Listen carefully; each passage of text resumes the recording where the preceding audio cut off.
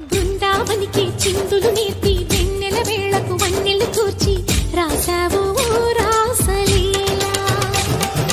బలపుల పాటే ఆలపిస్తూ అల్లరి ఆటల మల్లెలు పూస్తూ రేపావు తీపి జ్వాల ఒక పక్కన రక్కసి మూకలతో సమరాలను చేసా